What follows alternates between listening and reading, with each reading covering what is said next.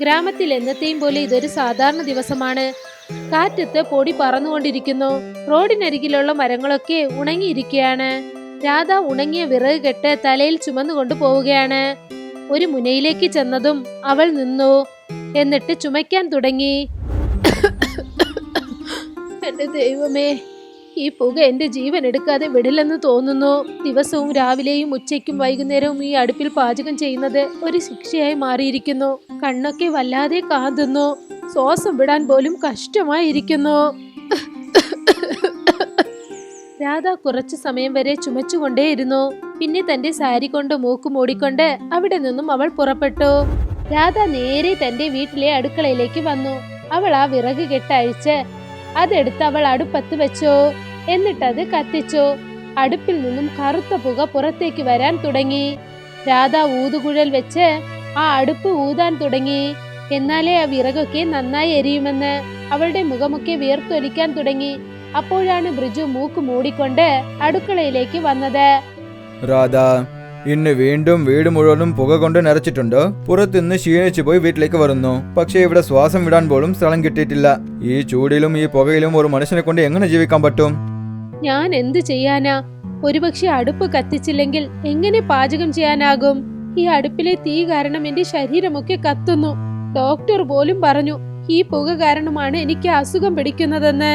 പക്ഷെ നമ്മുടെ കൈവശം വേറെ എന്ത് വഴിയാണുള്ളത്? ബ്രിജുവും രാധയും ഈ കഷ്ടമോർത്ത് വല്ലാതെ വിഷമിച്ചിരുന്നു. പക്ഷെ അവർക്ക് ഒന്നും ചെയ്യാനായില്ല.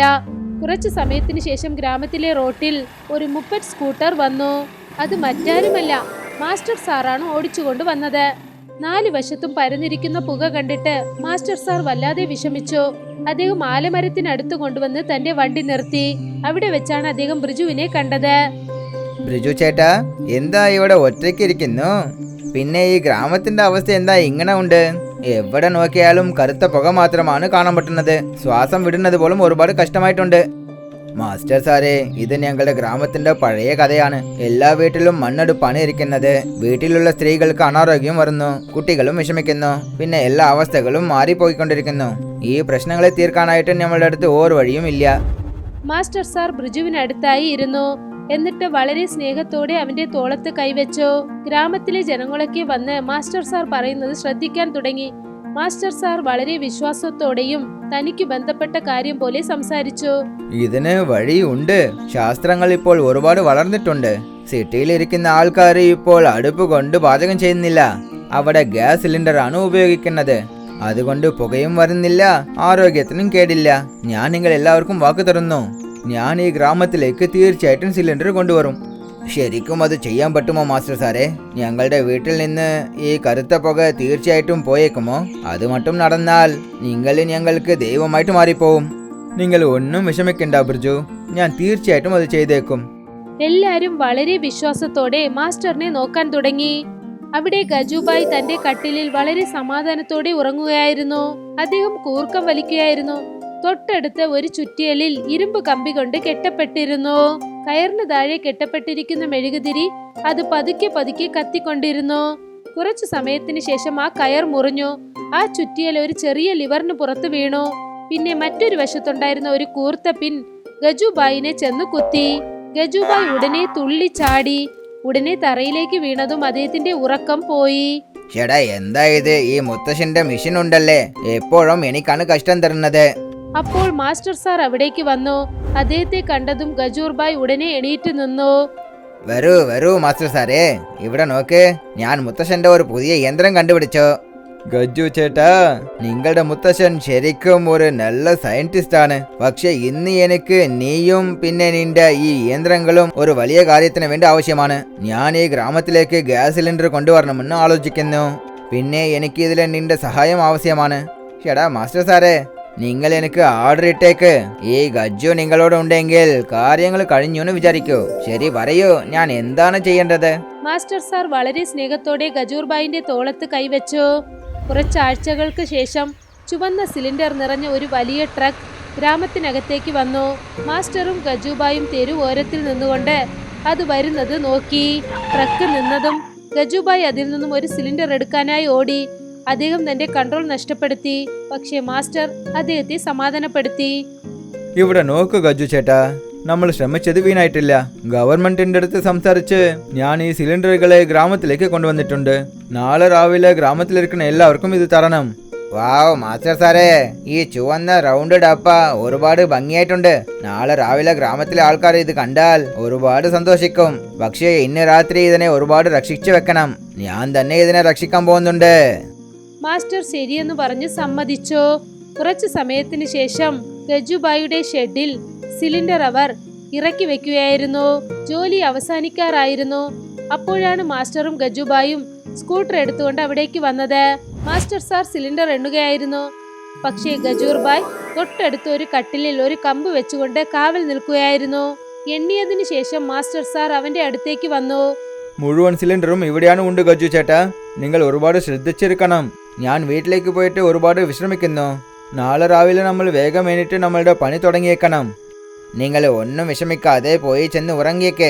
ഈ ഗജു ചേട്ടൻ ഇരിക്കുന്നതിന് വരെ ഒരു സിലിണ്ടറും നമ്മളെ വിട്ട് പോവാൻ പാടില്ല. ഇവിടെ ഒരു പക്ഷി പോലും പറക്കാൻ പറ്റില്ലായിരുന്നു. മാസ്റ്റർ സാർ ഗജുബായിനെ നോക്കി ചിരിച്ചു.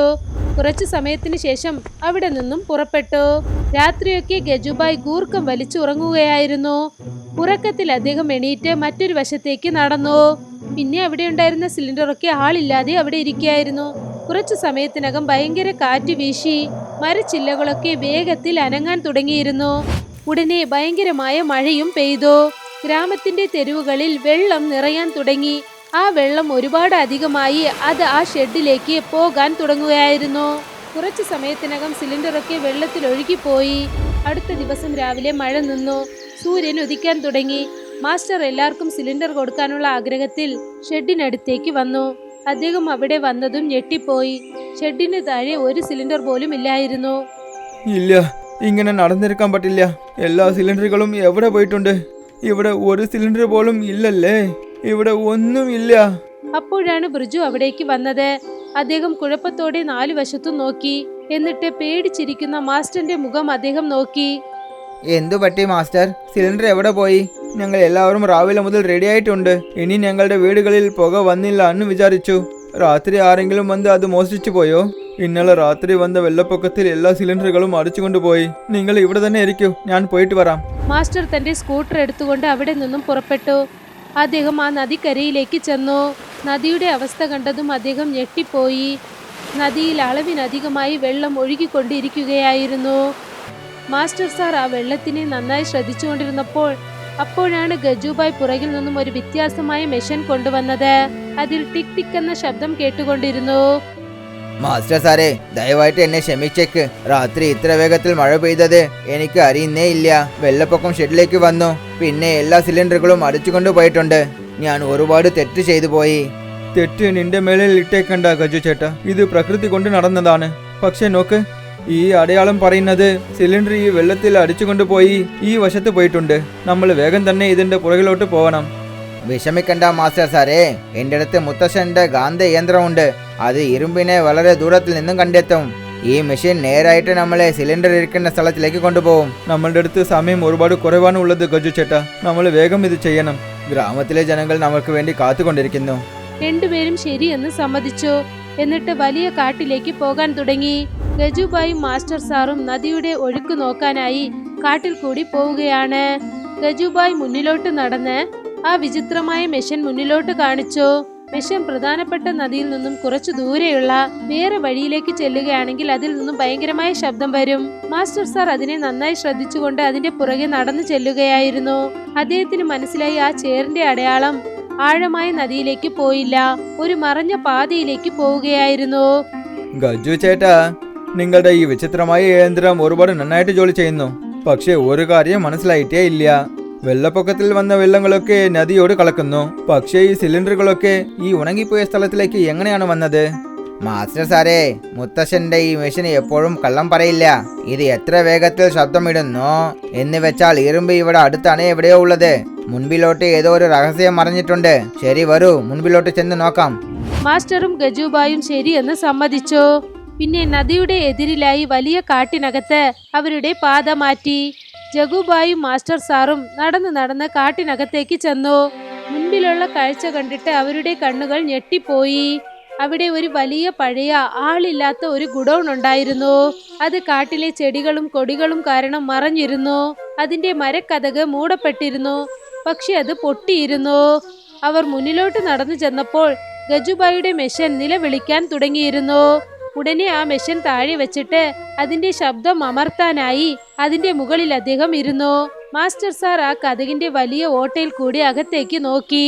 അകത്തുള്ള കാഴ്ച കണ്ടിട്ട് അദ്ദേഹത്തിന്റെ കണ്ണുകൾ ശരിക്കും ഞെട്ടിപ്പോയിരുന്നു. ഗജു ചേട്ടാ, ഇവിടെ നോക്ക്, മുൻപിൽ ആ പഴയ ഗുഡൌൺ ഉണ്ടല്ലേ, നിന്റെ മെഷീന് കറക്റ്റായ സ്ഥലത്തിലേക്ക് കൂട്ടിക്കൊണ്ടുവന്നത്. എല്ലാ സിലിണ്ടറുകളും ഇതിന്റെ അകത്താണ് ഇരിക്കുന്നത്. എന്ത് നേരാണോ മാസ്റ്റർ സാറേ? പക്ഷെ വെള്ളപ്പൊക്കത്തിൽ അടിച്ചു കൊണ്ടുവന്ന സിലിണ്ടറുകളൊക്കെ ഈ ഗുഡൌണിന്റെ അകത്ത് എങ്ങനെയാണ് വന്നത്? വെള്ളത്തിന് കയ്യും കാലുകളും ഉണ്ടോ എന്തോ? മാസ്റ്റർ സാർ ആ വലിയ കതകിലേക്ക് നോക്കി. എന്നിട്ട് വളരെ കുഴപ്പത്തിലായി. ആ ഗുഡൌണിനകത്തെ സിലിണ്ടറൊക്കെ ലൈനായി അടുക്കി വച്ചിരിക്കുകയായിരുന്നു. അത് വളരെ വൃത്തിയായി ഈർപ്പമില്ലാതെ സുരക്ഷിതമായിരുന്നു. അത്യാഗ്രഹിയായ സൂപ്പർവൈസർ സതീഷ് അവിടേക്ക് വന്നു. ആ സിലിണ്ടറിനടുത്ത് വളരെ അഹങ്കാരത്തോടെയും തെറ്റായ ചിന്തയോടും കൂടി നിന്നു. അദ്ദേഹത്തിന്റെ കൂടെ 2 റൗഡികളും ഉണ്ടായിരുന്നു. കണ്ടോ, ഇതയാണ് അദൃഷ്ടമെന്ന് പറയുന്നത്. ഈ മാസ്റ്റർ സിറ്റിയിൽ നിന്ന് ഗ്രാമത്തിലിരിക്കുന്ന ആൾക്കാർക്ക് ഫ്രീ ആയിട്ട് സിലിണ്ടർ വാങ്ങിക്കൊണ്ടുവന്നു. പക്ഷേ ദൈവം വെള്ളപ്പൊക്കത്തിനെ ഉണ്ടാക്കി എല്ലാ സിലിണ്ടറുകളും നദിയിൽ മിതന്നുകൊണ്ട് എൻ്റെ അടുത്ത് വന്നിട്ടുണ്ട്. പിന്നെ ഞാനും ശരിയായ സമയത്ത് വല വിരിച്ച് എല്ലാ സിലിണ്ടറുകളും എടുത്തിട്ടുണ്ട്. കൊള്ളാമല്ല മുതലാളി, നമ്മൾ ഇപ്പോൾ ഈ സിലിണ്ടർ സിറ്റിയിലേക്ക് കൊണ്ടുപോയി നല്ല കോസ്റ്റ്ലി ആയിട്ട് വിറ്റേക്കാം. ആ മാസ്റ്ററും ഗ്രാമത്തിലെ ജനങ്ങളും വിചാരിക്കും അവരുടെ സിലിണ്ടർ നദിയിൽ മിതന്ന് കാണാതെ പോയെന്ന് വിചാരിക്കും. പിന്നെ അത് എപ്പോഴും കിട്ടില്ലാന്ന് വിചാരിക്കും. 3 പേരും വളരെ സന്തോഷത്തോടെ ആ സിലിണ്ടറിലേക്ക് നോക്കി. മാസ്റ്ററും ഗജുബായും ആ മരക്കതകിന് പുറകിൽ നിന്നുകൊണ്ട് അവർ സംസാരിക്കുന്നതൊക്കെ കേട്ടു. ഗജുബായ് ദേഷ്യത്തോടെ ആ മരക്കതകിനടുത്തേക്ക് ചെന്നു. പക്ഷെ ഒരു കല്ലിൽ അദ്ദേഹം കാലിടിച്ച് താഴേക്ക് വീണു. അദ്ദേഹത്തിന്റെ പോക്കറ്റിലുണ്ടായിരുന്ന മെഷീൻ താഴേക്ക് വീണു. എന്നിട്ടത് ഒച്ചത്തിൽ ശബ്ദമുണ്ടാക്കി. ഗജു ചേട്ടാ, എന്ത് കാര്യമാണ് ചെയ്തത്? ഇത് ഏത് ഭയങ്കരമായ ശബ്ദമാണ്? ഇത് വേഗം തന്നെ അണച്ചേക്ക്, അല്ലെങ്കിൽ അവർ നമ്മളെ കണ്ടേക്കും. ഗജുബായ് ഉടനെ ആ മെഷീൻ എടുത്ത് അത് അണയ്ക്കാനായി അദ്ദേഹം ശ്രമിച്ചു. പക്ഷെ അതിന്റെ ഭയങ്കരമായ ശബ്ദം നിർത്താനായില്ല. ഷടാ മാസ്റ്റർ സാറേ, ഇതിന്റെ ബട്ടൺ ജാമായിട്ടുണ്ട്. ഇതിനെ ഓഫ് ചെയ്യാൻ പറ്റില്ല. ഇപ്പോൾ നമ്മൾ എന്ത് ചെയ്യാനാ? ഗുഡൌണിലുള്ള 3 പേരും പുറത്തുനിന്ന് വരുന്ന മെഷീന്റെ ശബ്ദം കേട്ട് ഞെട്ടിപ്പോയി. അവർ ശരിക്കും പേടിച്ചുപോയി. പിന്നെ സതീഷ് വല്ലാതെ ഭയന്നിരുന്നു. ഇത് ഏത് ഭയങ്കരമായ ശബ്ദമാണ്? ഈ പഴയ ഗുഡൌണിലേക്ക് പ്രേതങ്ങൾ വന്നിട്ടുണ്ടോ, അല്ലെങ്കിൽ കാട്ടിലെ മൃഗങ്ങൾ വന്നിട്ടുണ്ടോ? മുതലാളി, ഇതേതോ പ്രേതത്തിന്റെ ശബ്ദമാണ്. ഈ സ്ഥലം ശപിക്കപ്പെട്ടതാണ്. ജീവൻ രക്ഷിച്ചാലേ നമ്മൾക്ക് നല്ലതാണ്. ഓടിയേക്കാം, അല്ലെങ്കിൽ ഈ പ്രേതങ്ങൾ നമ്മളെ കൊന്നേക്കും മുതലാളി. 3 പേരും അവിടെ നിന്നും ഓടിപ്പോയി. സതീഷും അദ്ദേഹത്തിന്റെ 2 റൗഡികളും അവിടെ നിന്നും വലിയ കാട്ടിലേക്ക് ഓടാൻ തുടങ്ങി. അവർ മാസ്റ്റർ സാറിനെയും ഗജുബായിനെയും കടന്നു ചെന്നു. അവർ 2 പേരും മരത്തിനു പുറകിൽ മറഞ്ഞു നിന്നു. 2 പേരും അവർ പോകുന്നത് നോക്കി നിന്നു. അവർ പോയതും തന്നെ ഗജുബായ് ഒരു വലിയ കല്ലെടുത്ത് ആ മെഷീനിലേക്ക് അടിച്ചു. അങ്ങനെ ഒരുവിധം ആ ശബ്ദം നിന്നു. കണ്ടോ മാസ്റ്റർ സാറേ, മുത്തശ്ശന്റെ മോശമായ മെഷീനുകളും ചില സമയങ്ങളിൽ നമുക്ക് ഉപയോഗപ്പെടുന്നു. ഇത് പ്രേതത്തിന്റെ ശബ്ദമെന്ന് വിചാരിച്ച് ആ മോശക്കാരൊക്കെ ഇവിടെ നിന്ന് ഓടിപ്പോയിട്ടുണ്ട്. തീർച്ചയായിട്ടും ഗജു ചേട്ടാ, നിങ്ങളുടെ ഈ വിചിത്രമുള്ള മെഷീനെ ഇന്ന് ഒരുപാട് അടിപൊളി ചെയ്തിട്ടുണ്ട്. അവര് നമ്മളുടെ സിലിണ്ടർ മോഷ്ടിച്ചു, പിന്നെ നീ സണ്ടയിടാതെ അവരെ ഓടിപ്പിച്ചു. ഇപ്പോൾ നമ്മൾ അകത്തേക്ക് പോവാം. 2 പേരും എണീറ്റ് ഗുഡൌണിലേക്ക് ചെല്ലാൻ തുടങ്ങി. മാസ്റ്ററും ഗജുബായും ഗുഡൌണിനകത്തേക്ക് ചെന്നു. മാസ്റ്റർ സാർ സിലിണ്ടറിന് അടുത്തേക്ക് ചെന്ന് അത് നന്നായി പരിശോധിച്ചു. എല്ലാ സിലിണ്ടറും നല്ല സുരക്ഷിതമായിരുന്നു. അതിന് ഒരു പ്രശ്നവും ഉണ്ടായിരുന്നില്ല. എല്ലാ സിലിണ്ടറുകളും രക്ഷണയോടും ഉണ്ട്. ഗജു ചേട്ടാ, ഒന്നുപോലും കുറഞ്ഞിട്ടില്ല. ഇപ്പോൾ ഇതിനെ നമ്മൾ വീണ്ടും ഗ്രാമത്തിലേക്ക് കൊണ്ടുപോയി ഗ്രാമത്തിലെ ജനങ്ങൾക്ക് തന്നേക്കണം. ഗുഡൌണിന്റെ മൂലയിലുണ്ടായിരുന്ന ഒരു തള്ളുവണ്ടി ഗജുബായി പെട്ടെന്ന് ശ്രദ്ധിച്ചു. മോഷ്ടിച്ച സിലിണ്ടർ എടുത്തുകൊണ്ടു പോകാനായി സതീഷ് അവിടെ അത് വച്ചിരിക്കുകയായിരുന്നു. അത് കണ്ടോ മാസ്റ്റർ സാറേ, ആ കള്ളന്മാരെ നമുക്ക് വേണ്ടി വണ്ടി മുൻപിൽ തന്നെ ഏർപ്പാട് ചെയ്തിട്ടുണ്ട്. നമ്മൾ ഈ വലിയ വണ്ടിയിൽ എല്ലാ സിലിണ്ടറുകളെയും അടുക്കി സന്തോഷമായിട്ട് നമ്മളുടെ ഗ്രാമത്തിലേക്ക് കൊണ്ടുപോവാം. 2 പേരും ആ സിലിണ്ടർ വണ്ടിയിൽ അടുക്കാൻ തുടങ്ങി. അപ്പോഴാണ് പുറകിൽ നിന്നും കൈ തട്ടുന്ന ശബ്ദം അവർക്ക് കേട്ടത്. അവർ പുറകിലോട്ട് തിരിഞ്ഞു നോക്കി. അവിടെ സതീഷ് തന്റെ 2 റൗഡികളോടൊപ്പം പുറകിൽ വന്ന് നിൽക്കുകയായിരുന്നു. വാവ് ഗജു ചേട്ടാ, വാവ്, നിന്റെ ആ മിഷനെ പാറാട്ടിയേ പറ്റുള്ളൂ. അത് ഞങ്ങളെ പേടിപ്പിച്ചിട്ടുണ്ട്. അതെ അതെ, പിന്നെ എന്താണ്? ഇതിന് ഇവർക്ക് തീർച്ചയായിട്ടും അവാർഡ് തന്നേക്കണം. സതീഷ് ചേട്ടന്റെ അവാർഡാണ്. ഇവിടെ നോക്കൂ സതീഷ്, നീ ചെയ്യുന്നത് ഒരുപാട് തെറ്റാണ്. നീ ഇത് ചെയ്യാൻ ഞാൻ നിന്നെ അനുവദിക്കില്ല. അങ്ങനെയാണോ? എന്നെ തടയാൻ ആർക്കാണ് ധൈര്യമുണ്ട്? ഗജുഭായ് മുന്നിലോട്ട് വന്നു മാസ്റ്ററിന്റെ അടുത്ത് നിന്നു. ഞാനാണത്. സതീഷ് തന്റെ 2 റൗഡികളോട് ആംഗ്യം കാണിച്ച് ഗജൂർബായിനെ അടിക്കാനായി പറഞ്ഞു. 2 റൗഡികളും ഗജുബായിയുടെ അടുത്തേക്ക് ഓടി. ഗജുബായും തന്റെ മുഴുവൻ ആത്മവിശ്വാസത്തോടെ അവരുടെ നേരേക്ക് ഓടി. എന്നിട്ട്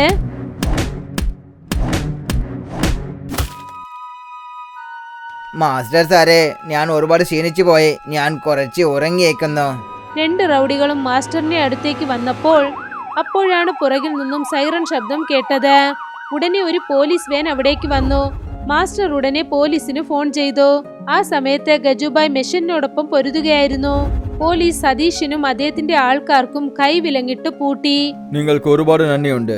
ഒരുപാട് ദിവസങ്ങളായിട്ട് ഇവരെ പിടിക്കാനായിട്ട് ഞങ്ങൾ ശ്രമിച്ചുകൊണ്ടിരുന്നു. പക്ഷേ ഓരോ പ്രാവശ്യവും ഇവർ എന്നെ മോശം ചെയ്ത് ഓടിപ്പോകുന്നു. ഇത് എന്റെ കടമയാണ് ഇൻസ്പെക്ടർ സാർ. ഞാനാണ് നിങ്ങൾക്ക് നന്ദി പറയേണ്ടത്. ഇൻസ്പെക്ടർ ഗജുബായിനെ നോക്കി. കണ്ണ് വീങ്ങിയിട്ടുണ്ടായിരുന്നെങ്കിലും അദ്ദേഹം ചിരിച്ചുകൊണ്ടിരുന്നു. പിന്നെ ഗജു ചേട്ടാ, നിങ്ങൾക്കും ഒരുപാട് നന്ദിയുണ്ട്. ഗജുബായ് വളരെ ഗൗരവത്തോടെ കറുത്ത കണ്ണടയെടുത്ത് തന്റെ കണ്ണിലേക്കിട്ടു. അത് കണ്ടിട്ട് 3 പേരും ഒന്നിച്ച് ചിരിച്ചു. കുറച്ചു സമയത്തിന് ശേഷം ഗ്രാമത്തിലെ ജനങ്ങളൊക്കെ ഒന്നിച്ചു കൂടി നിന്നു. ബ്രിജുവും രാധയും വളരെ വിഷമത്തോടെ അവിടെ നിൽക്കുകയായിരുന്നു. അപ്പോഴാണ് മാസ്റ്ററും ബ്രിജുബായും സിലിണ്ടറുകൾ നിറഞ്ഞിരിക്കുന്ന ആ തള്ളുവണ്ടി തള്ളിക്കൊണ്ട് ഗ്രാമത്തിനകത്തേക്ക് നടന്നു വന്നത്. അതോ കണ്ടില്ലേ, മാസ്റ്റർ സാറും ഗജു ചേട്ടനും തിരിച്ചു വന്നിട്ടുണ്ട്. പിന്നെ അവർ നമ്മളുടെ സിലിണ്ടറിയും കൊണ്ടുവന്നിട്ടുണ്ട്. ഇത് ശരിക്കും അത്ഭുതമാണ്. മാസ്റ്റർ സാറും ഗജുബായും അവരുടെ സിലിണ്ടറുള്ള വണ്ടി എടുത്തുകൊണ്ട് ഗ്രാമത്തിന് നടുക്ക് വന്ന് നിന്നു. മാസ്റ്റർ സാറേ, നിങ്ങൾക്ക് ഒരുപാട് നന്ദി. ഇനി വീട്ടിലുള്ള ആ കറുത്ത പുക എന്നേക്കുമായി മാഞ്ഞു പോകും. ഇനി ശ്വാസം മുട്ടുന്ന രോഗം യാതൊരു പെണ്ണിനും ഉണ്ടാകില്ല. ഇതിന് നിങ്ങളുടെ ഒற்றுമയും പിന്നെ ഗജു ചേട്ടന്റെ വിചിത്രമുള്ള മിഷനുമാണ് കാരണം. ഇനി എല്ലാ വീടുകളിലും ശുദ്ധമുള്ള കാറ്റുണ്ടാവും. പിന്നെ നമ്മളുടെ ഗ്രാമം ശരിക്കും മര്യാദയുള്ള ഗ്രാമമായിട്ട് മാറും. പിന്നെ അടുത്ത പ്രാവശ്യം എന്തെങ്കിലും പ്രശ്നം വന്നാൽ ഓർമ്മയിൽ വെച്ചോളൂ, ഗജു ചേട്ടനും അവരുടെ മുത്തശ്ശന്റെ യന്ത്രങ്ങളും എപ്പോഴും റെഡിയായിട്ടുണ്ട്. ജനങ്ങളെല്ലാം സന്തോഷത്തോടെ ചിരിച്ചു. ഗജുബായ് തന്റെ ഗൗരവമുള്ള ബോസ് കൊടുത്ത് അങ്ങനെ നിന്നു. കുറച്ചു സമയത്തിന് ശേഷം എല്ലാവരുടെ കുടുംബത്തിനും സിലിണ്ടർ നൽകി. പിന്നെ അടുത്ത ദിവസം മുതൽ എല്ലാം പതുക്കെ മാറാൻ തുടങ്ങി. രാധ കിച്ചണിൽ ഗ്യാസ് സിലിണ്ടറിൽ പാചകം ചെയ്യുകയായിരുന്നു. അവരുടെ മുഖത്ത് സന്തോഷം നിറഞ്ഞിരുന്നു. അവർക്ക് വിയർക്കാറുമില്ല. ഗ്രാമത്തിലെ ജനങ്ങളും ചുമയില്ലാതെ അവരുടെ പാചകം ചെയ്യാൻ തുടങ്ങി. എല്ലാരും വളരെ സന്തോഷിതരായിരുന്നു. മരങ്ങളൊക്കെ വീണ്ടും പച്ചിമ നിറഞ്ഞിരുന്നു. കറുത്ത പുകയൊക്കെ ശരിക്കും മാഞ്ഞുപോയി. നമ്മുടെ ഈ കഥയും ഇതോടുകൂടി അവസാനിക്കുകയാണ്.